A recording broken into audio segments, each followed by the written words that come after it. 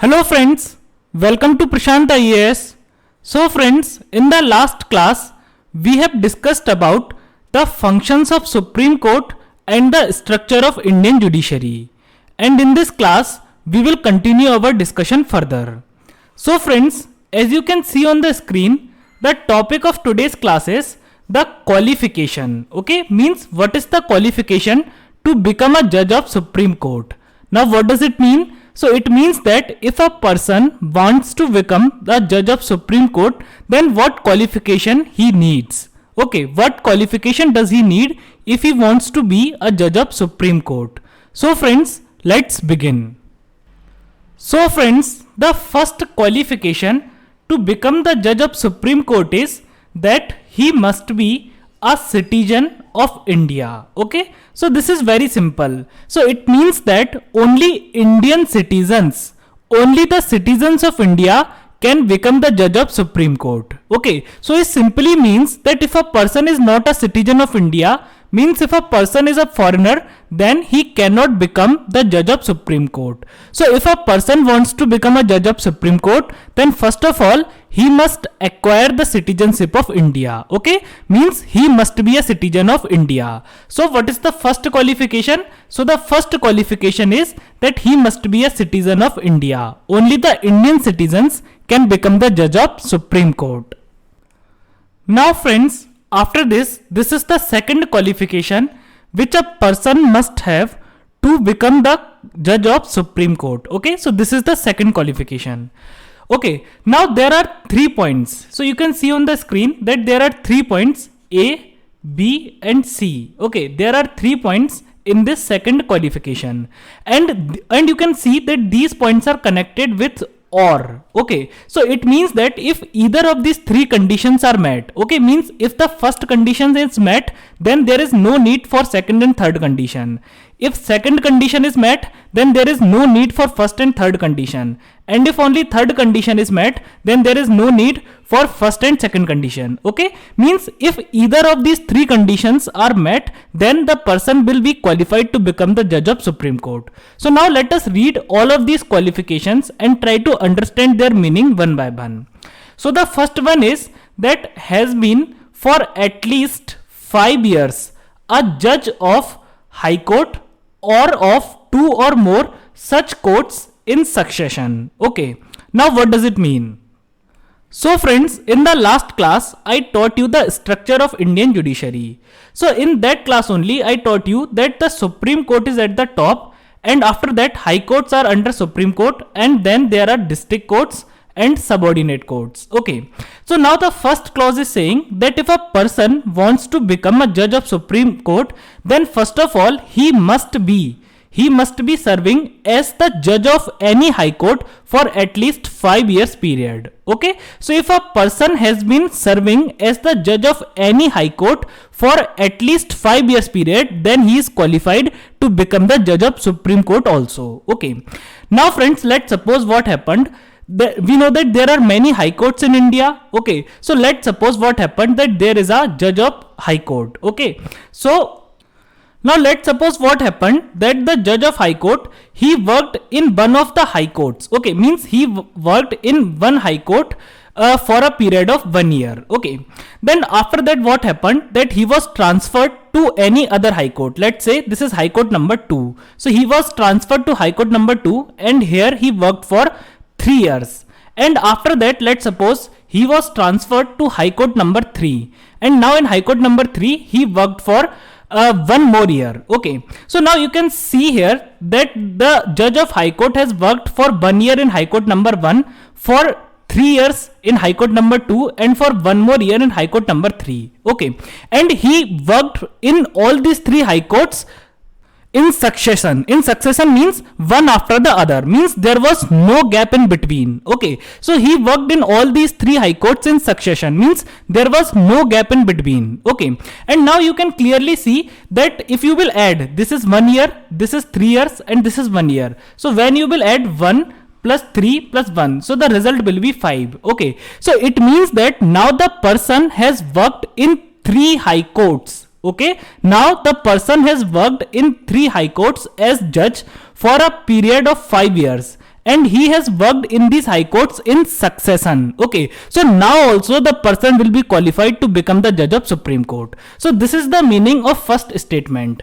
Okay, so now I am again repeating. So the first statement is saying that has been for at least 5 years a judge of high court or of 2 or more such courts in succession. So it simply means that so here can be two conditions. So in the first condition, if the person has worked as the judge of one high court, if the person has worked as the judge of one high court for a continuous period of 5 years, then he is qualified to become the judge of Supreme Court. And in the second condition, if the person has worked in many high courts, let's suppose he has worked in 3 high courts, he has worked in 4 high courts, or he has worked in 5 high courts. Okay, so if the person has worked in more than more than two high courts. Okay, so in the second condition, what the statement is saying, that if the person has worked in 2 or more than 2 high courts, okay, for a period of 5 years. So here also the period is 5 years, and the person has worked in these high courts in succession, means there is no gap in between, then also the person is qualified to become the judge of Supreme Court. So this is the meaning of first statement. Now friends, after that, let's see that what is the second condition. Okay, means condition number B. So the condition number B is that has been for at least 10 years as an advocate of a high court or of 2 or more such courts in succession. Now what does it mean? So now I will explain you the meaning of this statement number 2. So let's suppose friends that there is a person. So let's suppose this is the person, and let's suppose the name of this person is Mr. A. Okay, now let's suppose what happened, that this Mr. A is working as the advocate. This Mr. A is working as the advocate of any high court, for a continuous period of 10 years. Okay, so what I am saying, that this Mr. A is working as the advocate of one high court. Okay, so here I am saying the advocate of one high court for a continuous period of 10 years or more. Then this Mr. A is eligible, is qualified to become the judge of Supreme Court. Okay, now friends, here also there are two conditions. So this is condition number 1. Now let us discuss about condition number 2. So again, let's suppose there is a person, and now the name of this person is Mr. B.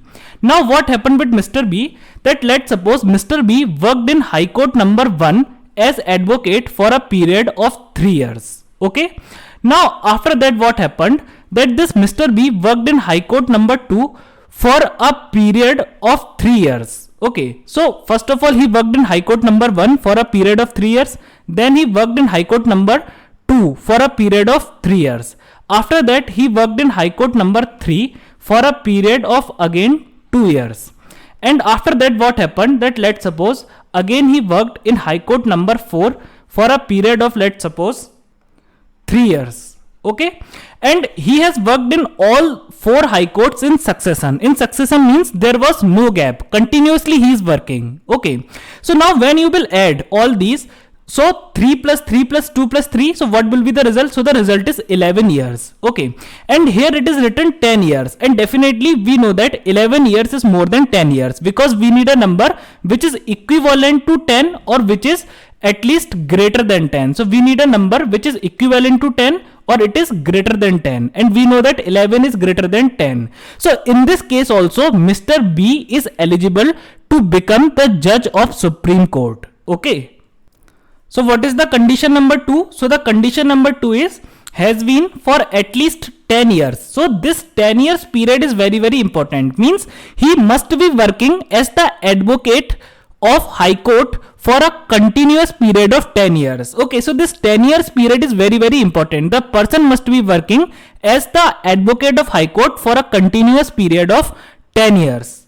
Now he can work as the advocate of High Court for this period of 10 years in either one High Court or in more than 2 High Courts. Okay, so he can work as the advocate of High Court for a period of 10 years either in one High Court or in 2 or more than 2 High Courts in succession. Then he will be qualified to become the judge of Supreme Court. So friends, now if condition number 1 is met, then there is no need for condition number 2 and condition number 3. Okay, means if the person is serving as the judge of High Court for a continuous period of 5 years, then he is qualified to become the judge of Supreme Court. Now condition number 2 is not needed, condition number 3 is not needed. Okay, now let's suppose if the person is working as the judge, now let's suppose if the person is working as the advocate of one or more than one high courts in succession for a continuous period of 10 years, then also he is qualified to become the judge of Supreme Court. So if condition number 2 is met, then there is no need for condition number 1 and condition number 3. Okay, now let us discuss about condition number 3. So friends, let's suppose if a person is not having condition number 1 and condition number 2. Okay, it means that neither he is working as the judge of High Court nor he is working as the advocate of High Court.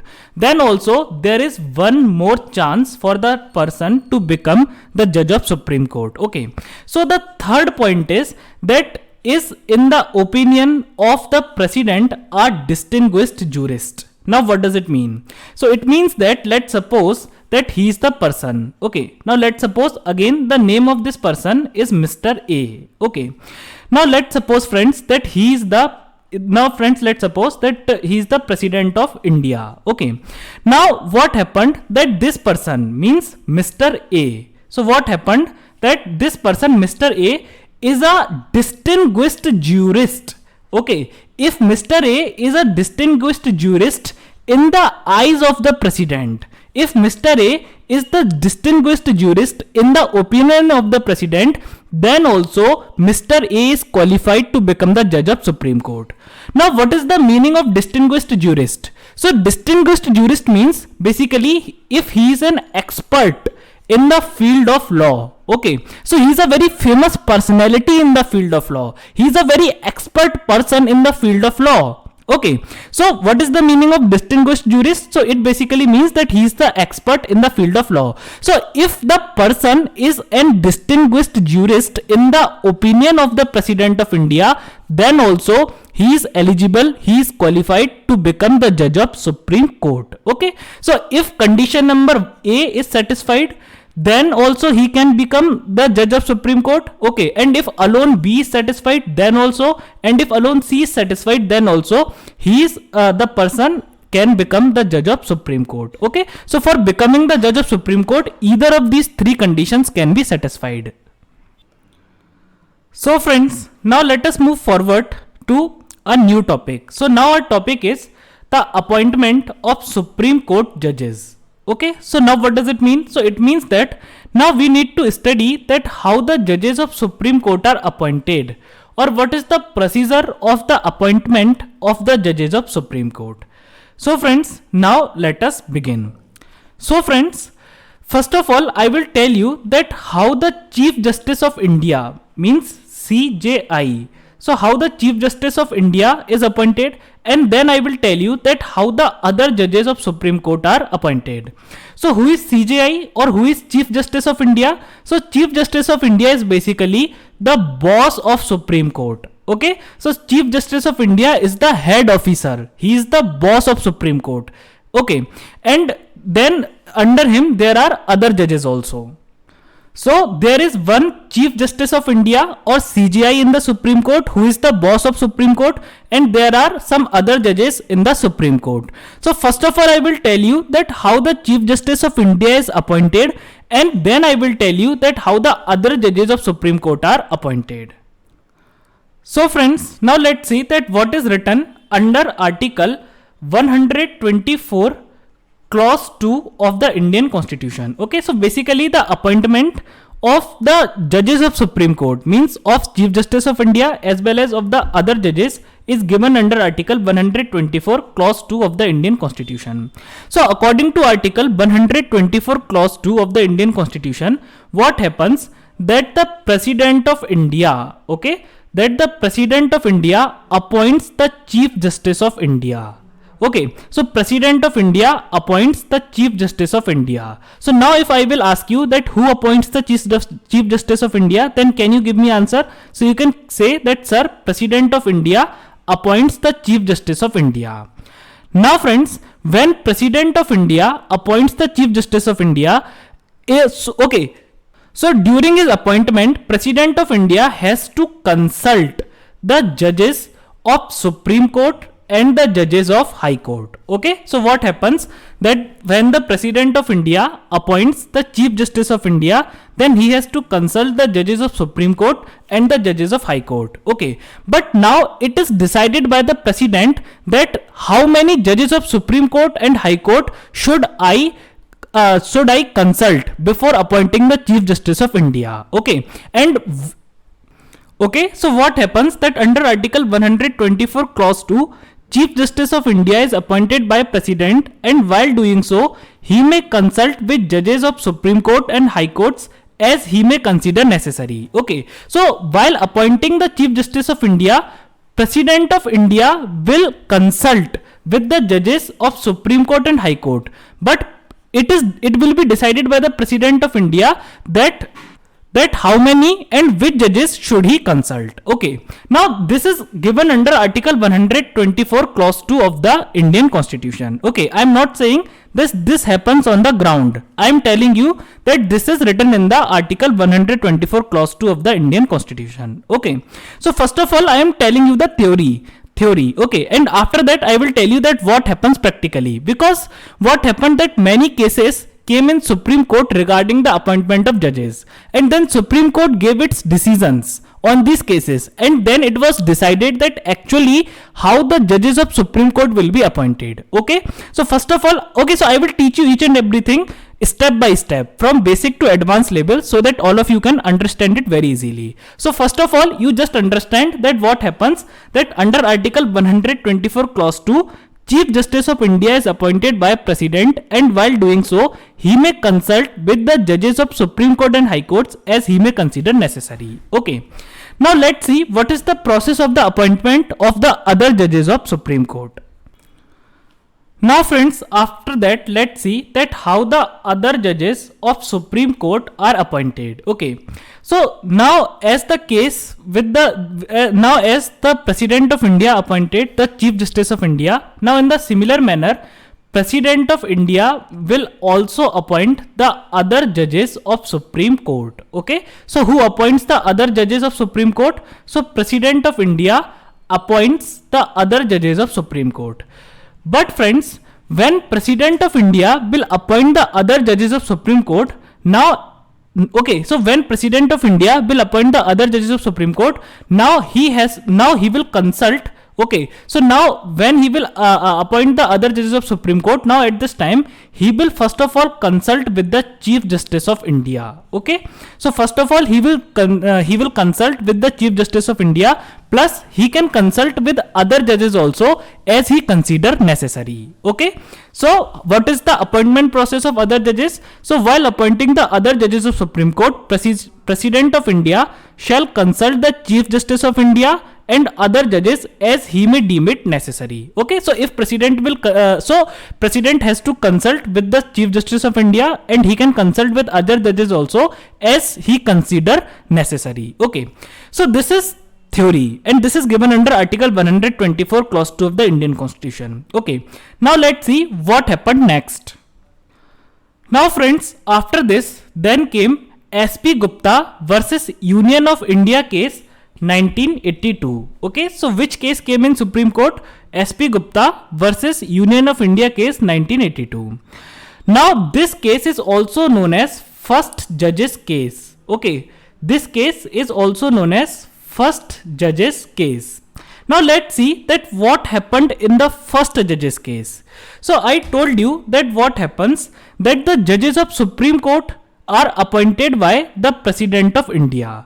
And when President of India appoints the judges of Supreme Court, then he consults with the Chief Justice of India and the other judges also as he may consider necessary. Okay, so now there was a question. So the question is that when President of India, okay, what was the question? The question is that when President of India appoints the judges of Supreme Court and High Court. Okay, actually judges of High Court are also appointed by the President of India. So when the President of India appoints the judges of Supreme Court and the judges of High Court, so what happens that the Chief Justice of India gives him advice. The Chief Justice of India gives him advice. Okay. So now the question was that whether the advice given by the Chief Justice of India to the President of India is binding on the President or not. Okay. So what was the question? So the question was in the first judge's case, the main question was that whether the advice given by the Chief Justice of India to the President of India is binding on the President or not. Okay, in the matter of the appointment of Supreme Court and High Court judges. Now friends, after this there was one more question. So basically what happens that there are many high courts in India. So these high court judges can be transferred from one high court to another, and these high court judges are actually transferred by the President of India. Now in the matter of the transfer of high court judges, again Chief Justice of India gives advice or gives opinion to the President of India. So again the question was that whether the advice given by the Chief Justice of India in the matter of the transfer of High Court judges is binding on the President of India or not. Okay, so what is the combined question? So combinedly we can say that whether the opinion expressed by the Chief Justice of India, whether the opinion given by the Chief Justice of India to the President of India is binding him or not in the matter of the appointment of Supreme Court and High Court judges, and in the matter of the transfer of High Court judges. Okay, so let's see that what decision was given by the Supreme Court. So friends, in SP Gupta versus Union of India case, Supreme Court gave the decision that the opinion or the advice given by the Chief Justice of India to the President of India, the advice given by the Chief Justice of India to the President of India in the matter of the appointment of Supreme Court and High Court judges and in the matter of the transfer of High Court judges is not binding on the President of India. Okay, so what was the decision of Supreme Court? So Supreme Court gave the decision that when Chief Justice of India is giving advice to the President of India for the appointment of Supreme Court or High Court judges or for the transfer of High Court judges, so at that point of time for that matter the advice of Chief Justice of India is not binding. It is not binding on the President of India. But then Supreme Court said that okay, the advice is not binding, but an effective consultation must take place between Chief Justice of India and between President of India. Okay, so what Supreme Court said that okay, the advice given by Chief Justice of India is not binding, but then also a effective consultation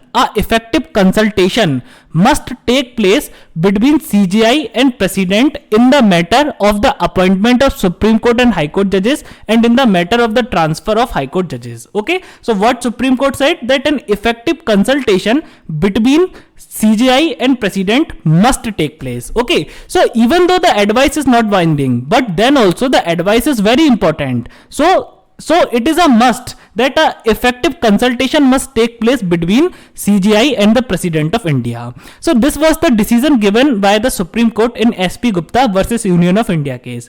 This case is very important because this is also known as first judge's case.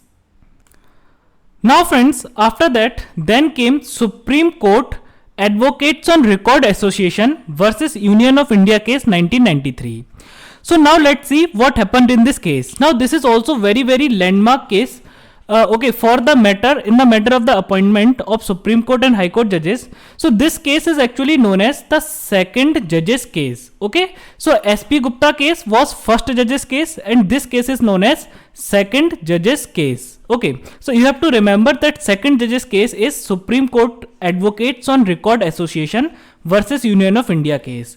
Now let's see that what happened in that case and what was the judgment given by the Supreme Court in that case. Now first of all, let's see that what was the question here. Okay, means what was the question, what was the main question in this case, means in second judge's case. So friends, again here the question was same, means what happens that the President of India appoints the judges of Supreme Court and the judges of High Court. Okay, So President of India appoints the judges of Supreme Court and the judges of High Court. And similar to that, President of India transfers the judges of High Court. Okay. And what happens? That Chief Justice of India gives advice to the President of India in the matter of the appointment of Supreme Court and High Court judges and in the matter of the transfer of High Court judges. So here again the question was same, that whether the advice of Chief Justice of India is binding on the President of India or not. So what happened? What judgment was given by Supreme Court in this case? So now let's see. Now friends, in this case, Supreme Court said that in the matter of the appointment of Supreme Court and High Court judges and in the matter of the transfer of High Court judges, the opinion expressed by CJI or the advice given by CJI to the President of India shall exercise prominence. Okay. So what Supreme Court said? Supreme Court said that in both of these matters, the opinion or the advice given by the CJI of India to the President of India shall enjoy prominence. Now what does it mean? So now I will tell you the entire process. So let's suppose what happened, that let's suppose there is a vacancy for one judge of Supreme Court. Okay, so I am giving you one example so that you can easily understand. So what happened, that there is a vacancy for the post of one judge of Supreme Court. Okay, so now you know that who will appoint the judge of Supreme Court. Okay, so now let us discuss about the judge of Supreme Court. So now you know that who will appoint the judge of Supreme Court. So you can say that, sir, yes, we know that President of India appoints the judges of Supreme Court. Okay, so here also this one judge of Supreme Court will be appointed by the President of India. But before the appointment, President of India will take the advice of Chief Justice of India, and Chief Justice of India will give him advice that which person you should appoint as the judge of Supreme Court. Okay, so now here the President of India will have two options. Okay, so what is the process? Then when President of India has to appoint a judge of Supreme Court, then what will happen, that first of all Chief Justice of India will give advice to the President of India, and when the advice of Chief Justice of India will reach to the President of India, then President of India will have two options. The first option is that President of India has to act according to the advice of the Chief Justice of India. Okay, so what is the first option? So the first option is that now President is agreed with the advice of CJI. Now the President is acting according to the advice of CJI. And what is the second option? So the second option is that President of India can tell the CJI to reconsider his advice. Okay, the President of India can send the advice of CJI for his reconsideration. Okay, so now friends, in the first case, when President is agreed with the advice of CJI, then there is no problem. Why? Because President is appointing the person which is recommended by the CJI. But in the second case, what is happening? That President of India is sending the advice back for the reconsideration of CJI.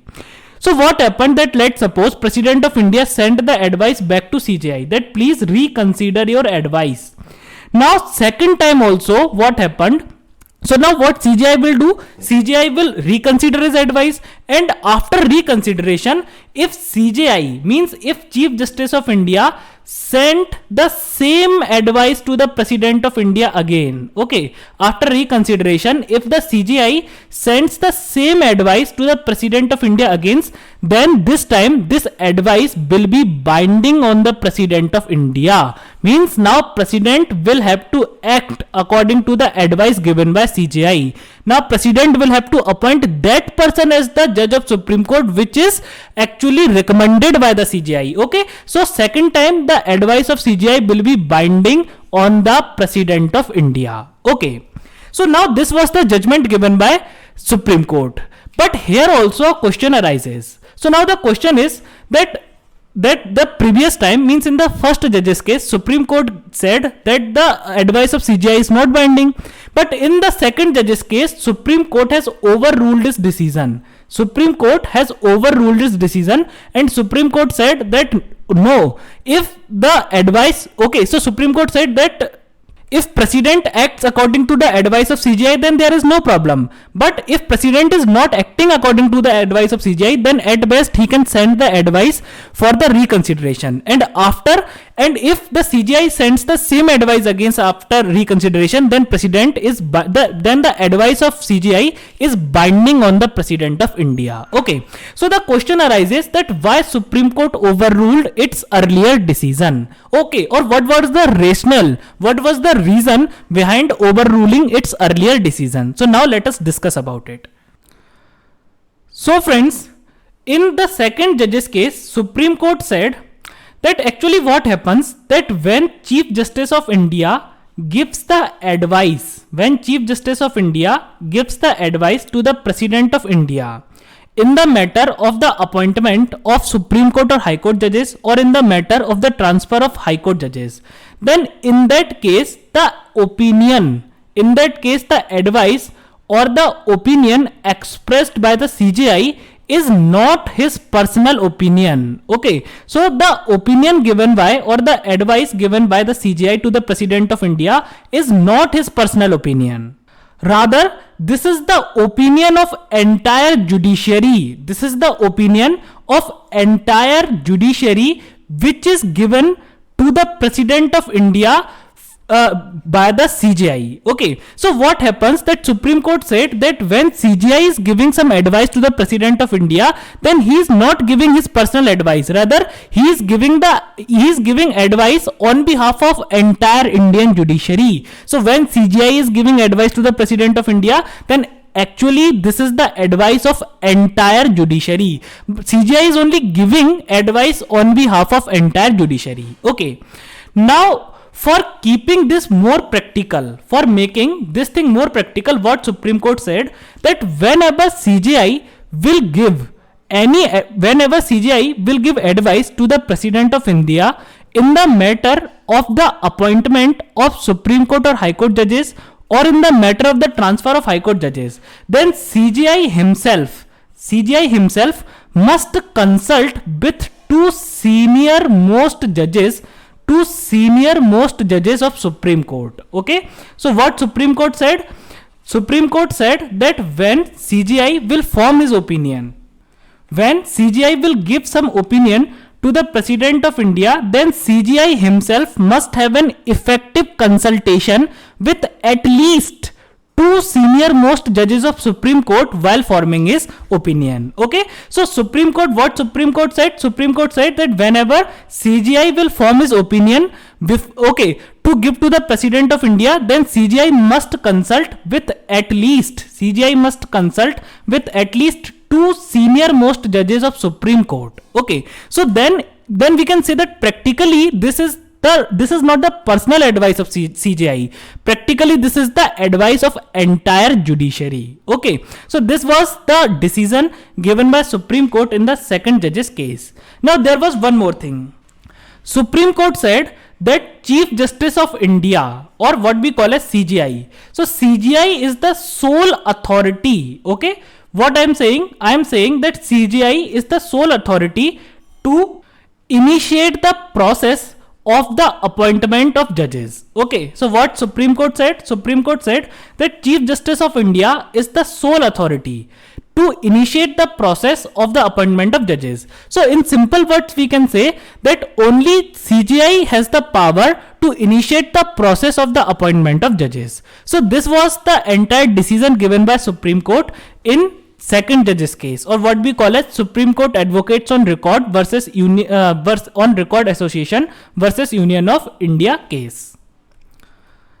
Now friends, after this then came reappointment of judges case. Now the reappointment of judges case is also known as third judge's case. Okay, so this is also known as third judge's case, and this is the most important case. Okay, because in this case only I will tell you that what is the actual and practical method or the procedure for the appointment of Supreme Court and High Court judges. Okay, so now in the reappointment of judges case, what happened that so in this case Supreme Court didn't change its earlier decision. Okay, so it means that now also the advice given by the CJI in the matter of the appointment of Supreme Court and High Court judges and in the matter of the transfer of High Court judges is binding on the President. Okay, so the advice given by the advice, so here also the thing was same, means if the Chief Justice of India is giving advice to the President of India in the matter of the transfer of High Court judges or in the matter of the appointment of Supreme Court and High Court judges, then President is having two options. And the first option is that President is agreed by the advice of CJI, and the second option is that at best he can send the advice for the reconsideration of the CJI. But if the CJI will send the same advice to the President of India after reconsideration, that second time President of India is binding. President of India is bound by the advice of CJI. Means the advice given by Chief Justice of India is binding on the President of India. Okay. So that thing was same in third case also.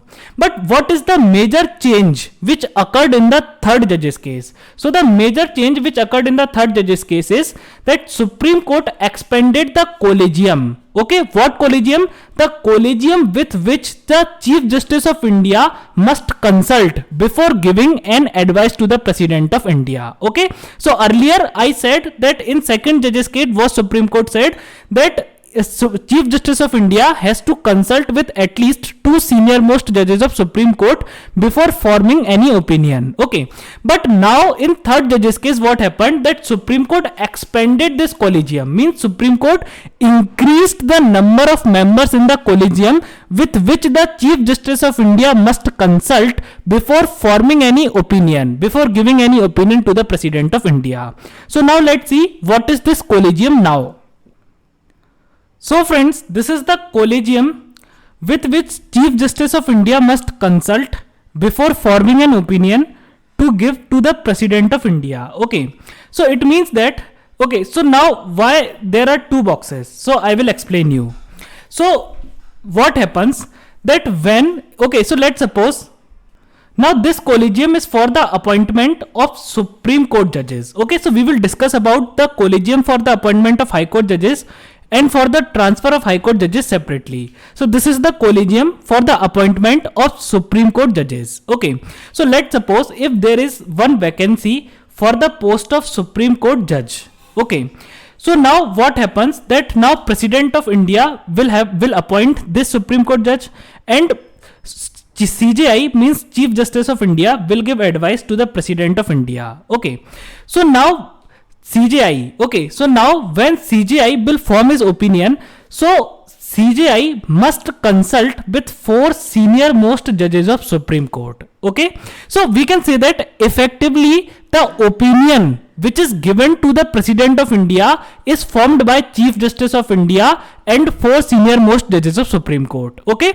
so first of all the opinion will be formed by Chief Justice of India and four senior most judges of Supreme Court, and then that opinion will be given to the President of India. Okay, so what happens, that Chief Justice of India consults with four senior most judges of Supreme Court, and then all of them together makes an opinion, and then they give this opinion to the President of India. Okay, now why I have made here the second box. Okay, so I have written it or. Okay, now let's suppose that all these four senior most judges of Supreme Court.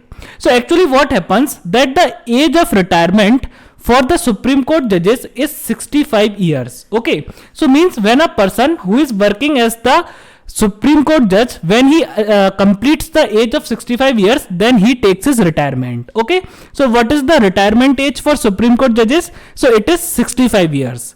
Now let's suppose all these four senior most judges or these four senior most judges of Supreme Court are more aged than the Chief Justice of India. For example, let's suppose that the age of Chief Justice of India is 63 years. Okay, so I am just giving you hypothetical example. So we are here assuming that the age of Chief Justice of India is 63 years and the age of all these four senior most judges of Supreme Court is 64 years. Okay, so now what does it mean? So it means that these judges, okay, all these four senior most judges will get retired before the retirement of CJI. Okay, why? Because when they will become 65 years old, then CJI will become only 64 years old. Means CJI will have to work 1 year more before retirement. So what does it mean? It means that none of them can become the next Chief Justice of India. None of them can become the next Chief Justice of India. So in this condition, what will happen? That in this condition, the next CJI in line must also be included in the collegium. Okay, so let's suppose, okay, so what happens? That now Chief Justice of India will have to consult with the 4 senior most judges of Supreme Court, and also he has to consult with the next CJI in line. Next CJI in line means next judge of Supreme Court who will be appointed as the Chief Justice of India. Okay. So as per convention, what happens, friends, that the senior most judge of Supreme Court is appointed as the Chief Justice of India by the President of India. Okay, the senior most judge of Supreme Court is appointed as the Chief Justice of India by the President of India. Now all of these are 4 senior most judges, but as their age is higher than the age of current CJI, so it means that none of them can become the next CJI after the current CJI. So now we have to look that who will become the next CJI after the current CJI. So we have to include him also in the collegium. Okay. So I have made here 2 boxes, because if any of the judge from these 4 senior most judges, is eligible to become the next CJI.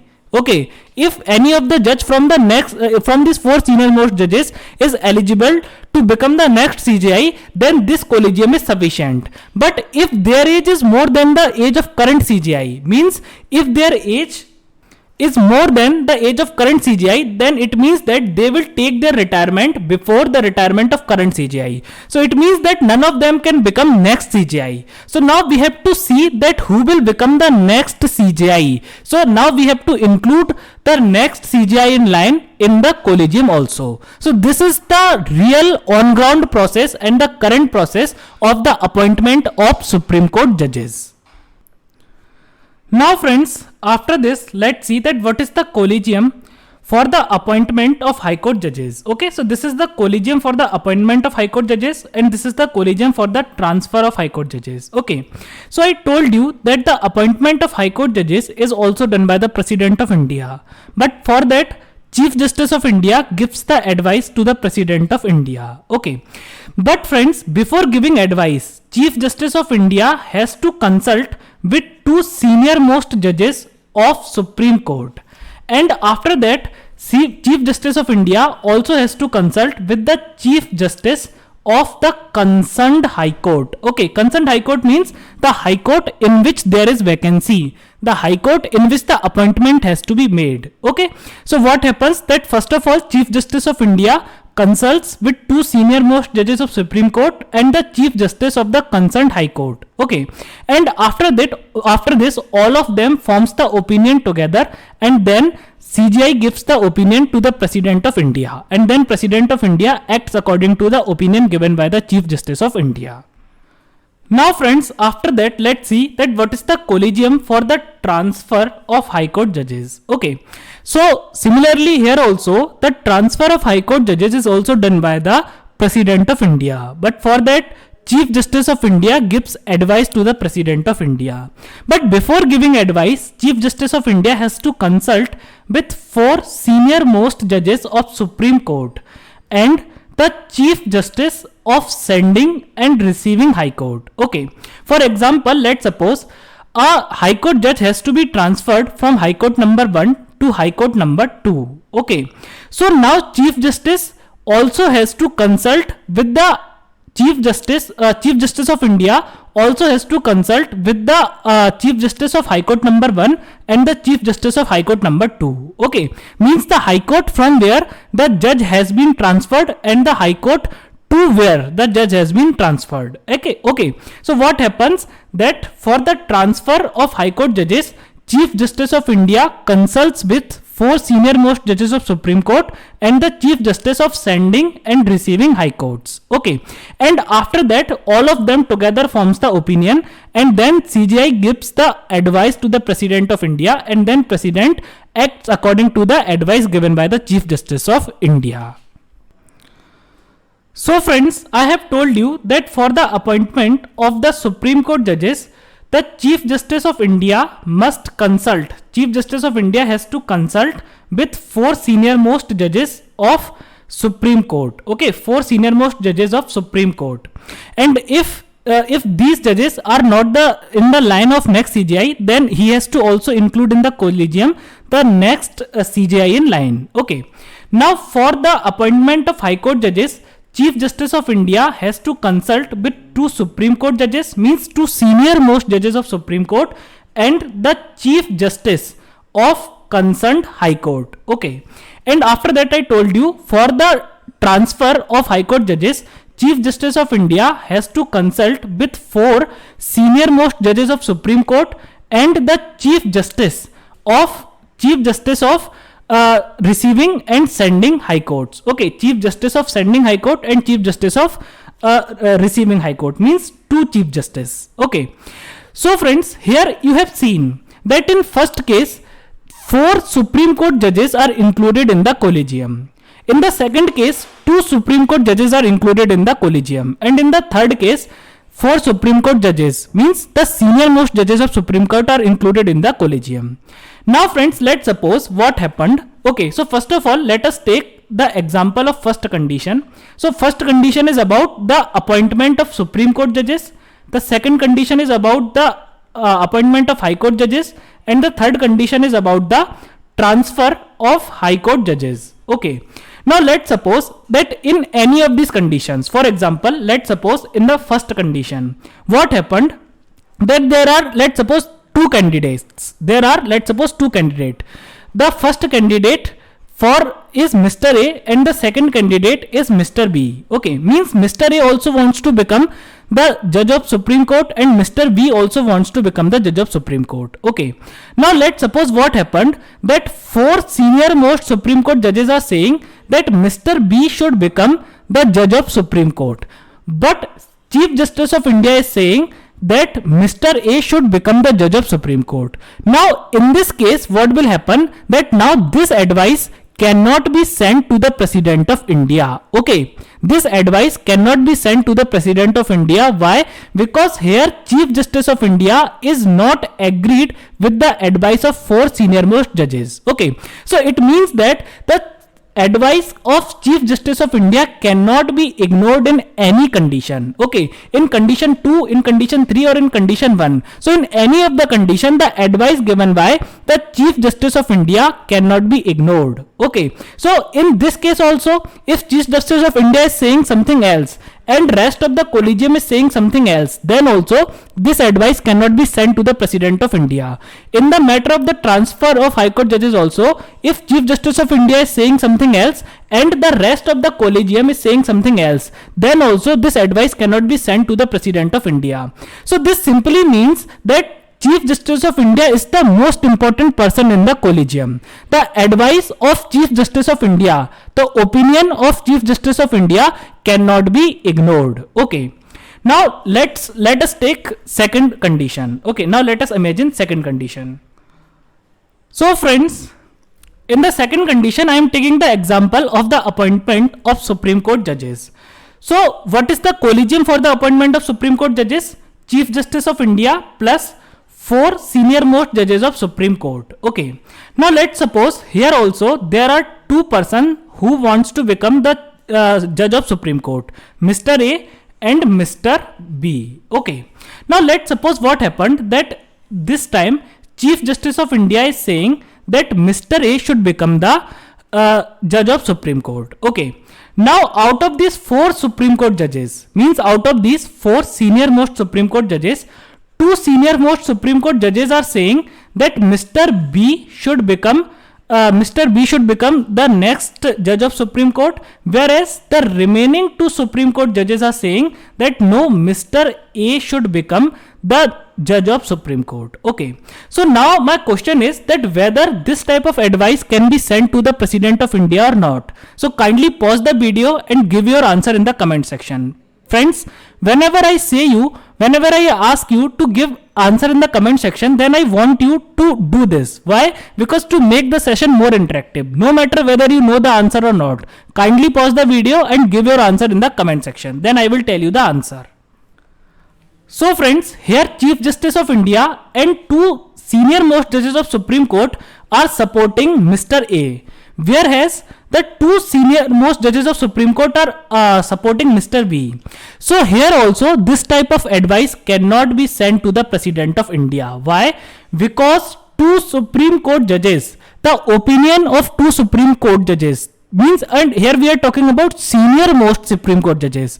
So the opinion given by two senior most Supreme Court judges cannot be ignored. Their opinion is also very, very important. Okay, so if two senior most judges of Supreme Court are giving a adverse opinion, if two senior most judges of Supreme Court are giving the opinion which is not the opinion of entire collegium including CJI, then also this type of opinion cannot be sent to the President of India. So what conclusion can we draw from this entire story? So we can draw a conclusion from this entire story that in the collegium, okay, in the collegium which forms the opinion for the transfer of High Court judges and for the appointment of Supreme Court and High Court judges, the opinion of Chief Justice of India cannot be ignored. Okay, means if the opinion of Chief Justice of India is different from the opinion of entire collegium, then this type of advice cannot be sent to the President of India. Similarly, if the opinion given by two senior most judges, if the opinion given by two senior most judges of Supreme Court is different from the opinion of entire collegium, then also this type of advice cannot be sent to the President of India. Okay, so what does it mean? It means that the opinion of Chief Justice of India and the opinion of two senior most judges of Supreme Court cannot be ignored at any cost. Okay, now what another conclusion can be drawn from this story? So we can draw a conclusion that the decisions are taken on the basis of consensus. Okay, decisions are not taken on the basis of majority. Why? Because here also the majority is saying something else, and here also the majority is saying something else. But the opinion of CJI was not ignored. The opinion of two senior most judges of Supreme Court was also not ignored. It means that the decisions are taken on the basis of consensus. So consensus basically means when all are agreed with one advice. Okay, when the entire team is going in one direction. Okay, so here decisions are not taken by majority. So here it is not seen that whether more than 50% of the members are supporting anything or not. Here it is seen that the entire team, the entire collegium should be supporting only one thing. Okay, so what I told you that the advice given by the Chief Justice of India cannot be ignored. Means if entire collegium is giving any other advice and the advice of Chief Justice of India is different from the advice of entire collegium, then this type of advice cannot be sent to the President of India. Okay, and on the other hand, let's suppose if Chief Justice of India and entire collegium is giving one advice, whereas the opinion of two senior most judges of Supreme Court is different from the opinion of entire collegium, then also this type of advice cannot be sent to the President of India. Why? Because the advice of two senior most judges cannot be ignored at any cost. Okay, so these things you have to keep in your mind, because question can be asked directly from these things in prelims exam. Okay, and as well as question can be asked from in mains exam also from this topic. Now friends, now only one thing is left related to the appointment of Supreme Court judges and High Court judges, and then this topic will be completed. Okay, so now let us discuss about this thing. So what happens friends, that I told you that President of India appoints the Supreme Court and High Court judges, and President of India transfers the High Court judges, and for that Chief Justice of India gives advice to the President of India. Okay, and before giving advice, Chief Justice of India consults with a entire collegium. Okay, and I told you that who are the members of the collegium. Okay, so now what happens, that the advice of Chief Justice of India. So what actually happens, that here Chief Justice is giving advice to the President of India on behalf of entire collegium. Chief Justice of India is also the part of collegium. Okay, so Chief Justice of India is giving advice to the President of India on behalf of entire collegium, and definitely Chief Justice of India is also the part of that collegium. Now what happens, that the judicial review of this advice can be done. Okay, so what I am telling, that the advice or the opinion of Chief Justice of India on behalf of entire collegium is actually judicially reviewable. Okay, so means the judicial review of this advice can be done, but the judicial review of only procedural irregularities can be done. Means while doing the judicial review, judges actually cannot go into the advice, but they can only check that whether all the procedures are followed correctly or not. Okay, so they can only check for procedural irregularities. So procedural irregularities basically means that while forming the opinion and while giving the opinion to the President of India, whether the procedures were followed correctly or not. Okay, whether there were any procedural irregularities or not. Okay, so the judicial review of procedural irregularities can be done, but judiciary cannot go into the advice. Okay, judiciary cannot do the judicial review of advice, but they can only do the judicial review of procedural irregularities while forming and giving the advice to the President of India. So friends, with this, the topic of the appointment of Supreme Court judges is now completed. Okay, and I have also covered the appointment and transfer of High Court judges. So friends, that's all for today. I hope that you all must have enjoyed the lecture, and if you have enjoyed the lecture, then please like the video, comment, subscribe the channel, press the bell icon and select all. Now friends, we will meet in next class.